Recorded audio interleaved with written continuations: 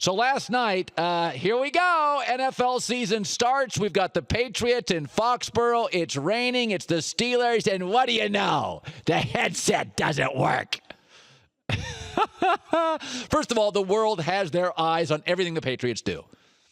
I mean, it's just everything they do. It's almost like Howard Stern at the end of his career on terrestrial radio when he was just mocking the FCC. I mean, you just knew they were sitting in an office somewhere in New York listening to every second of Howard Stern's show. All right, waiting for a word. Pull the plug. Fine him. Look, everybody's just staring at New England. Yes, the NFL, which controls the headsets, the Patriots don't, had a problem last night. They do. About once a weekend, there's a problem. Twice a weekend, but you don't really care about that Jacksonville problem. You don't care about that San Diego, Oakland problem. It's New England. It's on TV. The rating was huge, I imagine. So first of all, there's two types of headset communication that goes on. There's the smaller version, coach to quarterback. If that breaks down, that's a you problem. There is no what they call fair play rule with that. I can have it, you can't. You could be very deceptive. You could be very sinister if you wanted to screw with that. But again, the NFL controls it, not the teams. The other one that's more serious is booth to sideline. Coordinators talking to the coach. That's the one that went out. And that's the one that if yours goes out, the other guy has to shut his off. So what do you know last night? Booth to sideline. Here's Steelers coach, losing coach Mike Tomlin was not happy because last night, what do you know? In New England, against Belichick, against Brady, it goes out. So Mike Tomlin was trying to hear a coordinator, and instead, here's what Mike Tomlin heard in his headset.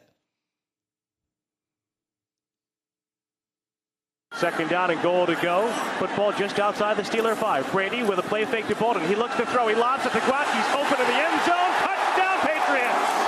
Rack him up. Number 2, jump ball city.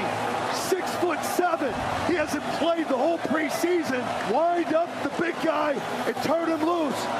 Why? Because you cannot stop him. Yeah, that would get tedious. Nothing against Scott Zolak, Patriots broadcaster / homer. If you don't know who Scott Zolak is, we take you back to 2013.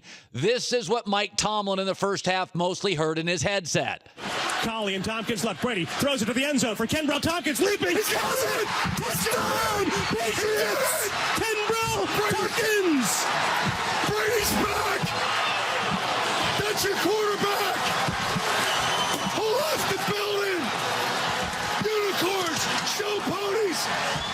Where's the beef? Yeah, that'd get a little tedious if you're trying to hear your defensive coordinator and you get a full menu of Scott Zolak. Here's my takeaway. Okay, so in review, didn't work for the Steelers. Tomlin ticked, heard play-by-play. Listen, I was confused when I used to go to Radio Shack, so I don't know how you get play-by-play into a headset when you're looking for the booth. Don't ask me. Okay, I can barely figure out the phones here pushing a button. Then Belichick, who is never glib, suddenly was very talkative about it, leads me to be suspicious. But my takeaway is here. Number one, you're going to hear about this because it was the only game on, and it's the Patriots, and it's Deflategate, and it's Spygate, now it's Radiogate. That's part of it. The second thing, yes, it does feel like they're a little more sinister than everybody else. But is it just possible that they're winning these games because they're not only smarter, but they're craftier, they're more creative, and they're more resourceful? Something happened last night, and it's not just last night. This is what the Patriots do, and they do it better than anybody in this league. This is a salary cap league. This is a league when you have limited players. You can have some scout team guys, but Belichick does a better job. The Patriots do, and they exhibited it last night.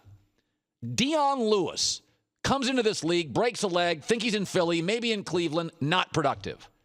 You didn't know who Dion Lewis was.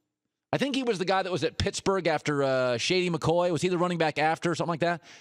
He comes in last night, 120 yards, outstanding. That's what the Patriots do. They're the most resourceful team in the league. Remember last year they brought in Akeem Ayers, that linebacker from Tennessee? Yeah, you didn't know who he was either. And then you watch the Patriots and you're like, wow, Akeem Ayers is really good. Or is he really good in Belichick's system? They're smarter than you. If Bill Belichick was coaching against his team last night, unlike Mike Tomlin, he wouldn't leave Gronk open twice on huge plays. Yeah, they feel sneakier and smarter and more resourceful. You know, I was looking at numbers. Brady went 25 of 32. At one point completed 19 straight. That's not just on talent. They don't have a deep threat. That's on schematics.